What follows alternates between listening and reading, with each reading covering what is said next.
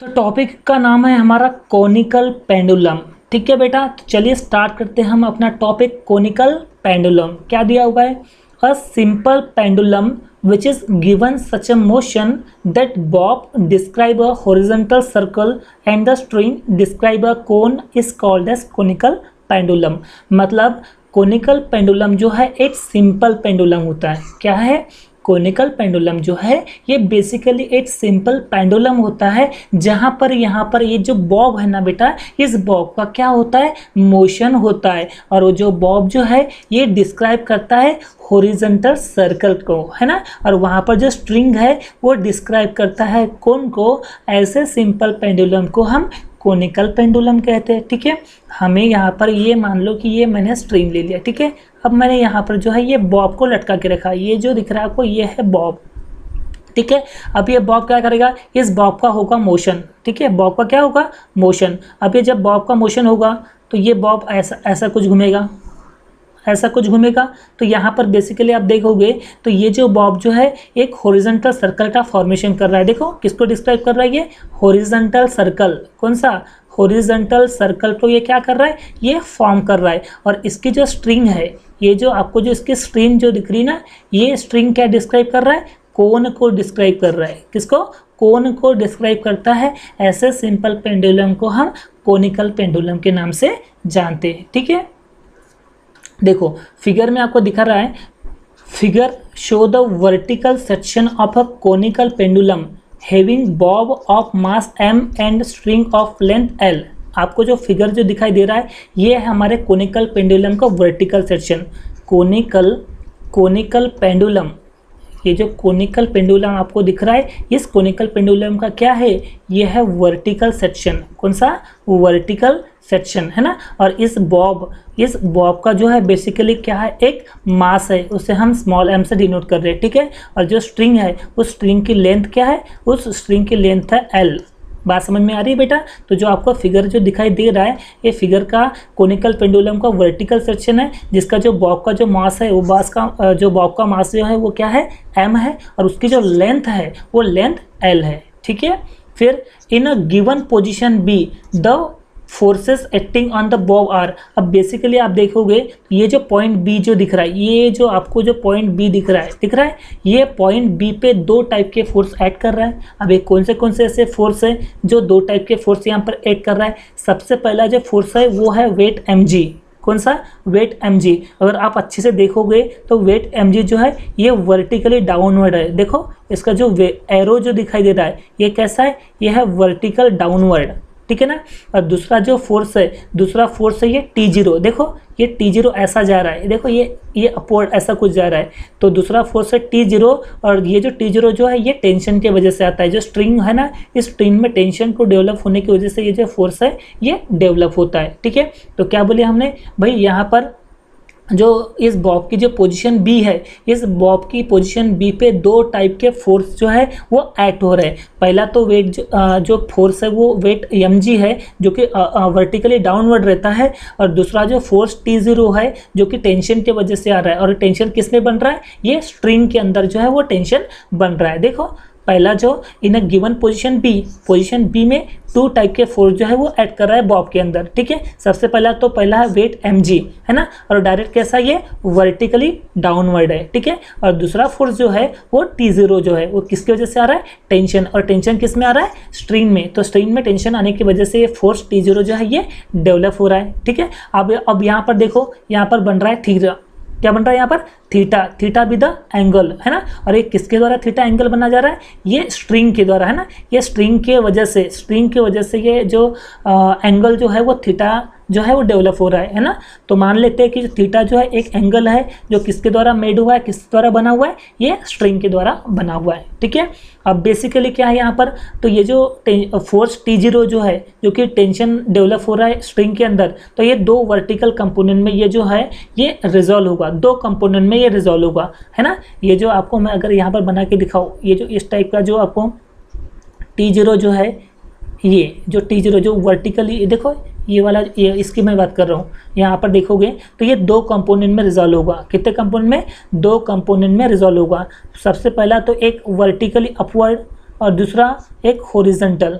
तो बात आती है अगर ये वर्टिकल कंपोनेंट जो है, ये जो अगर मैं बात करूँ ये है हमारा वर्टिकल कंपोनेंट। कौन सा? Vertical component. और ये जो वर्टिकल कंपोनेंट का नाम होता है T cos theta, T0 cos theta, T0 cos theta. और ये T0 कॉस थीटा जो है ये किसको बैलेंस कर रहा है? ये वेट mg को बैलेंस कर रहा है। किसको? वेट mg को बैलेंस कर रहा है। और दूसरा होता है कौन सा? Horizontal component. ये है हमारा हॉरिजॉन्टल कंपोनेंट, ठीक है। और हॉरिजॉन्टल कंपोनेंट कौन सा है? यह है T0 साइन थीटा। कौन सा? T0 sine theta. और ये किसको बैलेंस कर रहा है? ये बेसिकली सेंट्रीपिटल फोर्स को बैलेंस कर रहा है, ठीक है। बात समझ में आ रही बेटा? ये बहुत ज़्यादा इंपॉर्टेंट है ये पॉइंट पर समझना कि यहाँ पर जो फोर्स, ये जो पॉइंट बी है, इस बॉब के पॉइंट बी पे दो टाइप के फोर्स जो है वो ऐड कर रहा है ना। पहला तो वेट mg है और दूसरा जो है ये T0 है, फोर्स T0 जो कि टेंशन डेवलप कर रहा है स्ट्रिंग के अंदर। और ये जो T0 जो दिख रहा है ये दो कंपोनेंट में रिजल्व हुआ। पहला तो T0 कॉस थीटा और एक T0 साइन थीटा, जो कि ये हॉरिजॉन्टल कंपोनेंट है, ये वर्टिकल कंपोनेंट। और ये जो हॉरिजॉन्टल कंपोनेंट जो है वो किसको बैलेंस कर रहा है? ये सेंट्रीपिटल फोर्स को बैलेंस कर रहा है। किसको? सेंट्रीपिटल फोर्स को बैलेंस कर रहा है। और ये जो वर्टिकली अपवर्ड जो आपको कंपोनेंट दिख रहा है T0 कॉस थीटा, ये किसको बैलेंस कर रहा है? ये वेट mg को बैलेंस कर रहा है, ठीक है। ये बहुत ज़्यादा इंपॉर्टेंट है, ठीक है। तो चलिए अब हम कोनिकल पेंडुलम के टाइम पीरियड जो है उसको कैलकुलेट करते हैं, ठीक है। तो हम इसका डेरिवेशन करने जा रहे हैं, ठीक है। तो इसके पहले मैं आपको बता देना चाहता हूँ कि ये जो फोर्स T0 जो दिख रहा है, ये फोर्स T0 जो है ये टेंशन है। ये टेंशन किस में बनता है? स्ट्रीम में बनता है। और ये दो कंपोनेंट में रिजॉल्व होता है। एक तो ये है हमारा वर्टिकल कंपोनेंट। कौन सा? वर्टिकल कंपोनेंट जो कि T0 कॉस थीटा है। और ये किसको बैलेंस कर रहा है? ये वेट mg को बैलेंस कर रहा है, ठीक है ना। और दूसरा कौन सा कंपोनेंट है? ये है हमारे पास हॉरिजॉन्टल कंपोनेंट। और ये जो horizontal component T0 sine theta जो है ये किसको बैलेंस कर रहा है? ये सेंट्रीपिटल फोर्स को ये बैलेंस कर रहा है, ठीक है। इतनी बातें आपको अच्छे से नोट डाउन करना है, ठीक है। चलो, नाउ वी नो दैट, हमें पता है कि ये जो हॉरिजॉन्टल कंपोनेंट जो है, हॉरिजॉन्टल कंपोनेंट जो है ये किससे बैलेंस कर रहा है? ये जो हमारा हॉरिजॉन्टल कंपोनेंट है ये किससे बैलेंस कर रहा है? ये सेंट्रीपिटल फोर्स को ये बैलेंस कर रहा है। ये जो हॉरिजॉन्टल कंपोनेंट जो है ये किससे बैलेंस कर रहा है? ये सेंट्रीपिटल फोर्स को बैलेंस कर रहा है, ठीक है। तो T0 साइन थीटा ये जो हमारा हॉरिजॉन्टल कंपोनेंट है वो क्या है? ये है T0 साइन थीटा। हमारा हॉरिजॉन्टल कंपोनेंट क्या है? T0 sine theta. और सेंट्रीपिटल फोर्स का फार्मूला क्या होता है? ये होता है m into R into omega square, m into R into omega square. इसे मैं इक्वेशन नंबर 1 दे देता हूँ, ठीक है। अब बात करें हम वर्टिकल कंपोनेंट की, ठीक है ना। वर्टिकल कंपोनेंट, अभी वर्टिकल कंपोनेंट जो है ये किसे बैलेंस कर रहा है? ये कर रहा है वेट mg को बैलेंस कर रहा है, ठीक है ना। वेट mg को बैलेंस कर रहा है, ठीक है। तो वर्टिकल कंपोनेंट कौन सा है हमारे पास? T0 कॉस थीटा, है ना। तो मैं यहाँ पर लिखूंगा T0 cos theta is equal to the weight mg, मतलब यहाँ पर mg। इसे मैं इक्वेशन नंबर 2 दे देता हूँ, ठीक है। तो ये हमारे पास इक्वेशन नंबर 1 आ गया और इक्वेशन नंबर 2 आया। अब मैं क्या करूँगा? इस इक्वेशन नंबर 1 को डिवाइड करूँगा इक्वेशन नंबर 2 से। तो equation 1 divide by equation number 2, तो क्या बनेगा हमारे पास? ये बनेगा, ये है हमारे पास इक्वेशन नंबर 1 क्या है? T0 sine theta, T0 sine theta is equal to the क्या है? Is equal to the M R omega square, m into R into omega square divided by equation number 2 क्या था हमारे पास? T0 cos theta, T0 cos theta is equal to the weight क्या है? Weight mg। तो मैं यहाँ पर लिखूँगा वेट mg, ठीक है। जो कैंसिल होता है आप उससे कैंसिल कर दो। ये T0 से T0 क्या हो गया? कैंसिल हो गया। m से m क्या हो गया? कैंसिल हो गया। तो हमारे पास क्या बच गया? हमारे पास बचा sine theta upon cos theta is equal to the R omega square upon G. ये हमारे पास जो है ये बेसिक टर्म यहाँ पर बची हुई है, ठीक है। तो यहाँ पर आप देखोगे तो हमें निकालना है ओमेगा स्क्वायर, ठीक है। तो हमें यहाँ पर ओमेगा स्क्वायर निकालना है, तो जो जी है जो कि डिवाइड में है, इधर में आके साइन थीटा के मल्टीप्लाई में आ जाएगी। ये जो जी है ना बेटा, ये डिवाइड में है और इधर में जाने के बाद में वो क्या आ जाएगा, मल्टीप्लाई में। तो ये बनेगा G into sine theta upon cos theta, और ये जो आर जो कि मल्टीप्लाई में था ना, वो इधर में आके क्या बन जाएगा, डिवाइड बन जाएगा, ठीक है। तो जो जी जो था वो डिवाइड में इधर में आके मल्टीप्लाई हो गया साइन थीटा के साथ में, और आर जो मल्टीप्लाई में था वो कॉस थीटा के डिवाइड में आ जाएगा, ठीक है। ये है हमारी ओमेगा स्क्वायर की वैल्यू। चलो इतनी बात समझ में आई, ठीक है। अब ये हमारा ओमेगा स्क्वायर है, ठीक है। अब मैं स्क्वायर को हटाऊंगा तो इधर में क्या आ जाएगा, इधर में स्क्वायर रूट आ जाएगा, ठीक है। तो मैं यहाँ पर ओमेगा इक्वल्स टू, ये आ गया हमारा स्क्वायर रूट, ठीक है। ऊपर में क्या है, जी इंटू साइन थीटा, ठीक है, और नीचे में क्या है, आर इंटू कॉस थीटा। चलो इतनी बातें समझ में आई, ठीक है। और इतनी बातें समझ में आई तो मैं इसे इक्वेशन नंबर 3 देता हूँ, इसको इक्वेशन नंबर 3 देता हूँ, ठीक है। बट वी नो दैट, हमें एक टर्म जो है ये पता है, क्या पता है, कि जो रेडियस ऑफ सर्कुलर मोशन जो है यहाँ पर जो आप रेडियस जो देखोगे, यहाँ से यहाँ तक की जो रेडियस देखोगे ना, वो रेडियस है स्मॉल आर, ठीक है। और इसकी जो वैल्यू होती है वो होती है एल साइन थीटा। क्या होती है, एल साइन थीटा।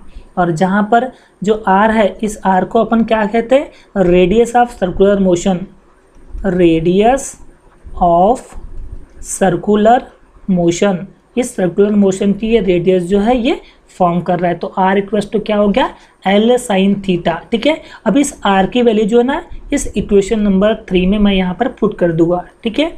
तो क्या बनेगा, मैं put the value of R in equation number 3।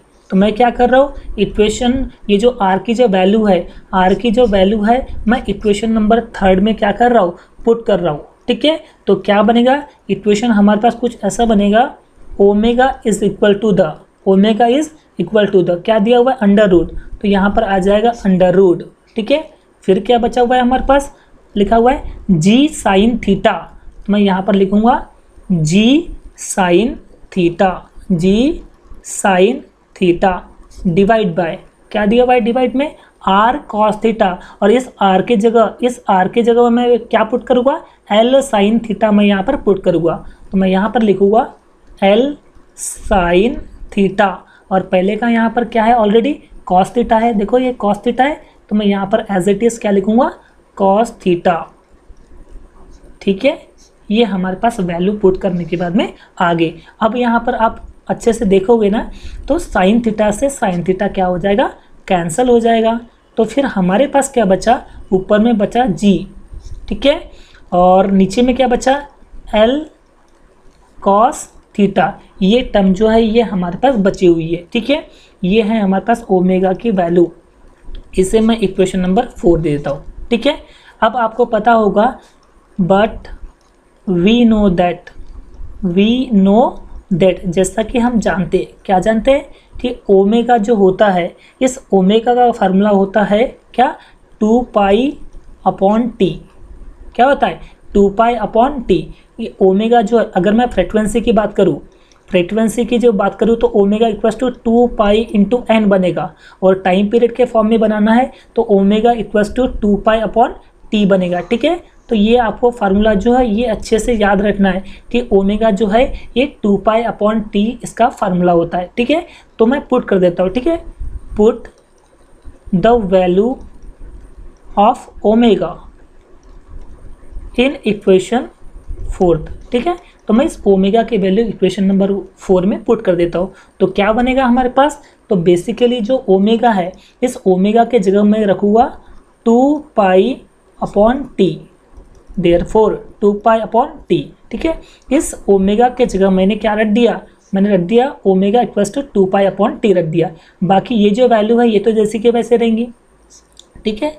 ये आ गया हमारे पास स्क्वायर रूट जी अपॉन एल कॉस थीटा, ठीक है। इतने वैल्यू हमारे पास आ गए, पर हमें तो चाहिए क्या, टी चाहिए, ठीक है। तो मैं रेशियो को पलटा देता हूँ। अब मैं रेशियो को पलटा दूंगा तो जो 2 पाई में जो ऊपर में है ना वो नीचे आ जाएगा और टी जो नीचे था वो ऊपर आ जाएगा, ठीक है। ठीक उसी तरह से फिर राइट हैंड साइड में क्या होगा, जी जो है वो नीचे आ जाएगा, एल कॉस थीटा जो है ये ऊपर आ जाएगा, ठीक है। तो मैं यहाँ पर रेशियो को पलटा रहा हूँ। तो रेशियो को पलटाने के बाद में क्या बनेगा हमारे पास, टी जो है ये ऊपर में आ जाएगा और 2 पाई जो है ये नीचे में आ जाएगा, ठीक है बेटा। और हमारे पास क्या दिया हुआ है, ये अंडर रूट है। जो एल कॉस थीटा जो नीचे में है, एल कॉस थीटा जो नीचे में है ना ये ऊपर में आ जाएगा, ठीक है। तो एल कॉस थीटा ये आ गया हमारे पास ऊपर, और जो जी जो है ये नीचे था, अब ये जी जो है ये सॉरी जी जो ऊपर था अब ये जी नीचे आ जाएगा, ठीक है। अब यहाँ पर देखोगे तो 2 पाई जो है ये डिवाइड में, तो इधर में आने के बाद में क्या बनेगा, वो मल्टीप्लाई में हो जाएगा, ठीक है। तो t equals to 2 pi divide में था तो इधर में आके बन जाएगा मल्टीप्लाई, ठीक है, divided by L cos theta upon G, ठीक है।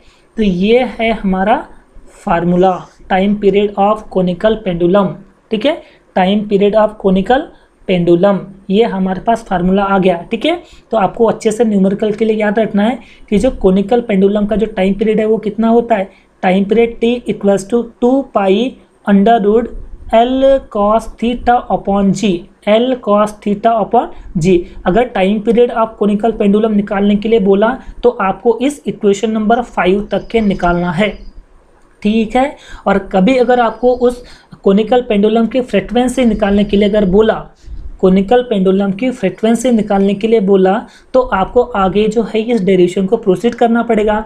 बट टाइम पीरियड का अगर पूछा है तो आप इस इक्वेशन नंबर 5 तक की आप इसका एक्सप्रेशन यहाँ तक बनाओगे, ठीक है। अब अगर फ्रीक्वेंसी के फॉर्म में अगर आपको बनाना है, ठीक है, तो now frequency of revolution, frequency of revolution जिसे अपन स्मॉल एन से डिनोट करते हैं, ठीक है। तो हमें पता है कि स्मॉल एन क्या होता है, 1/t होता है, ठीक है। मतलब जो फ्रीक्वेंसी जो होती है ये इन्वर्सली प्रोपोर्शनल होता है टाइम पीरियड के, मतलब फ्रीक्वेंसी को बढ़ाओगे टाइम पीरियड कम होगा और फ्रीक्वेंसी को कम करोगे तो टाइम पीरियड जो है वो बढ़ेगा। इसका मतलब जो frequency is inversely proportional to time period, therefore n equals to 1/t। तो इस इक्वेशन नंबर 5 में मैं इसको पुट कर देता हूँ। तो put the value of frequency, put the value of frequency in equation 5। तो मैं इक्वेशन नंबर 5 में पुट कर दूंगा, ठीक है।